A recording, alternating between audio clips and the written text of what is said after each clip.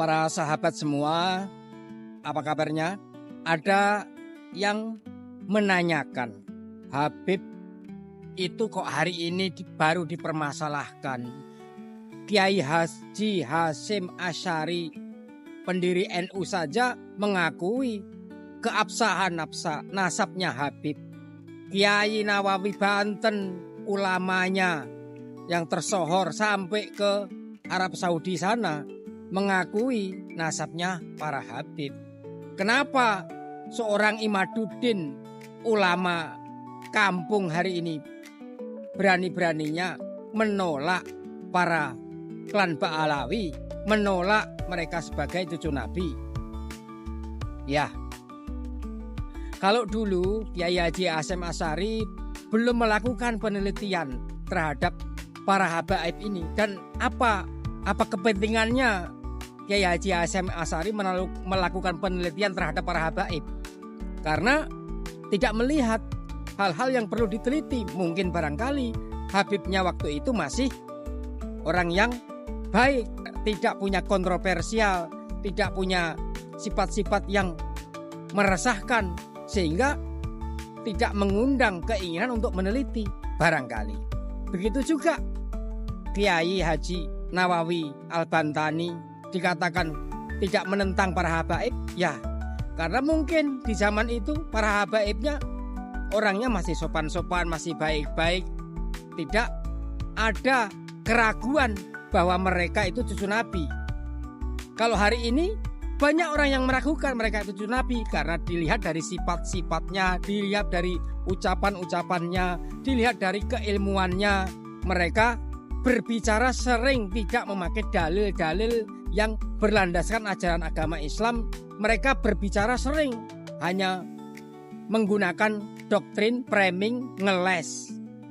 Seorang ulama akan diakui keulamaannya kalau dia bisa membedah kitab-kitab kuning, bisa berbicara dengan dalil Al-Quran, bisa berbicara panjang lebar mengenai hukum-hukum agama dengan data, dengan ilmu layaknya orang-orang yang ada di pondok pesantren. Lah kan Habib itu kalau dia bodoh lebih utama daripada seorang ulama. Hal ini dibesar-besarkan berdasarkan dari kitabnya nenek-neneknya orang Ba'alawi yang katanya Habib itu lebih utama daripada 70 ulama yang bukan Habib, meskipun si Habib tadi bodoh atau jahil. Ini sudah dibantahkan, sudah disanggah. Pernyataan ini pernyataan yang tidak benar.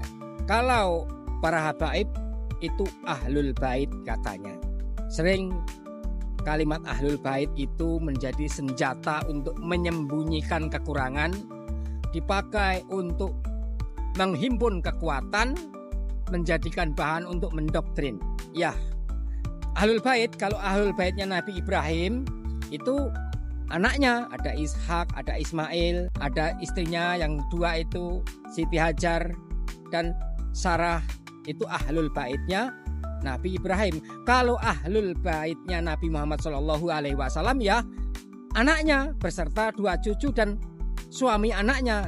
Anaknya Siti Fatimah, suaminya Ali karamallahu wajhah, anaknya Hasan dan Husain. Itulah ahlul baitnya Nabi Muhammad SAW. Lah kalau cucu Nabi yang seantero alam tersebar ini apa? Ya ahlul nasab. Tidak boleh mengatakan ahlul bait. Itu penjelasan banyak ulama. Jadi kalau ingin berbicara ahlul bait sebagai keturunan Nabi yang utama, yang akan mewarisi surga, dan ahlul bait itu yang harus dimuliakan, hari ini para generasi cucu Nabi itu sudah berapa ratus keturunan, sudah jauh dari zamannya Nabi. Kecintaan kepada Nabi itu begitu tinggi di masyarakat Nusantara. Tapi jangan lantas kemudian kita mencintainya sepotong-sepotong. Hanya cinta kepada keturunan Nabi dari klan Bani Ba'alwi. Sementara ada cucu Nabi yang lain, Syarif, Sayyid, itu sebagai cucu Nabi juga yang sah, yang mungkin lebih sah. Karena dari zaman dahulu sudah terakui mereka itu cucu Nabi. Tetapi di Indonesia yang bergelar Syarif dan Sayyid itu tidak mau untuk mengagung-agungkan dirinya. Mereka lebih cenderung membaur. Ada yang sebagai tukang becak, ada sebagai petani, ada sebagai apapun profesi, termasuk yang namanya Satria Bergitar Haji Rhoma Irama. Itu termasuk cucu Nabi darah Banten dari Sunan Gunung Jati. Jadi dia gelarnya Raden Syarif Rhoma Irama karena cucu Nabi mendapat gelar Syarif dari jalurnya Husain. Jadi para pecinta Nabi, Anda harus selektif. Cucu Nabi yang mana yang harus dicintai. Dan kalaupun mencintai cucu Nabi, janganlah kemudian menganggap ia sebagai dewa. Ia hanya manusia biasa seperti kita, tidak luput dari dosa. Yang maksum itu hanyalah Nabi. Nabi terhindar dari dosa. Selain Nabi, ia bisa salah, bisa kilap. Jadi jangan melebih-lebihkan. Sesuatu yang berlebihan itu temannya setan. Makanya kita tidak boleh mubazir, tidak boleh berlebih-lebihan, akan menjadi temannya setan.